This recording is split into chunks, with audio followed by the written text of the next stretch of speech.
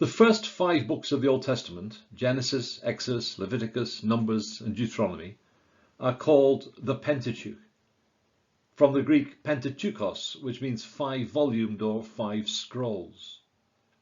The Jews call it the Torah, which means instruction and is often rendered in English as the law, as it's called in the New Testament. Jesus, for example, uses this term in Matthew 5:17. This was without doubt the most important division of the Jewish Bible, with an authority and sanctity far exceeding that attributed to the prophets and the writings.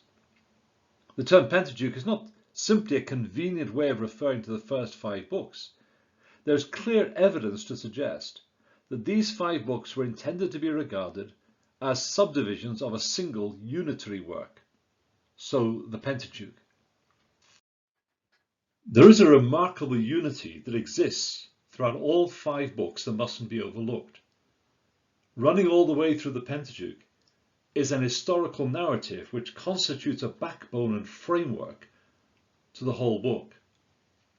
So beginning with Abraham's call, the historical narrative continues unbroken all the way through to the deliverance of Abraham's descendants from the land of Egypt and their eventual entry into the land of Canaan.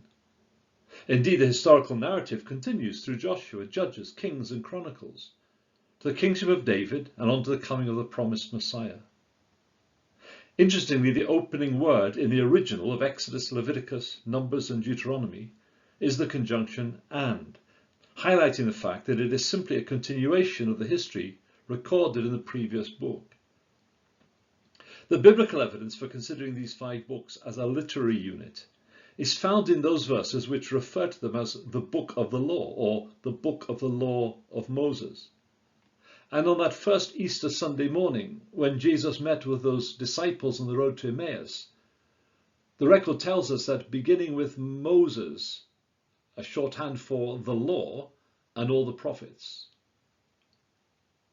So a careful reading of the Pentateuch reveals not only a definite unity of purpose and plan, but also a remarkable diversity and complexity. And it is this that has given rise to many varied theories as to the Pentateuch's author.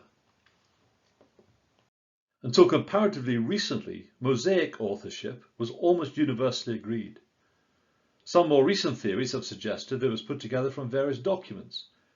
There is a great deal of evidence from various texts, Old and New Testament, historians, and internal evidence, which affirm Mosaic authorship.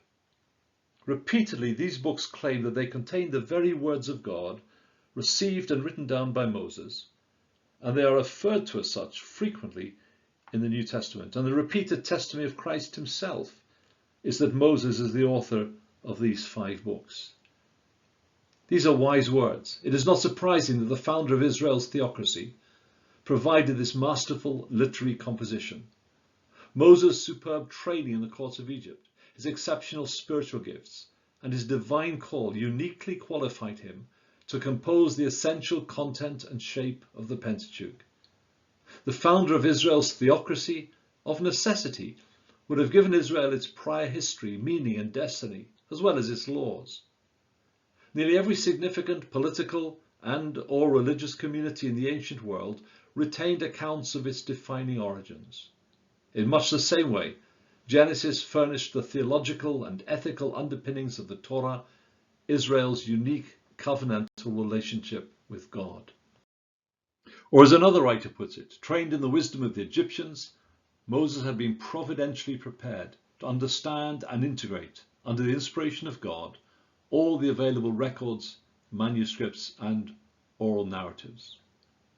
So there is no reason to deviate from the belief, held even by Jesus himself, that Moses was the author of the Pentateuch. It could have been written at any time between Moses' call of the burning bush in 1446 or his death in 1406.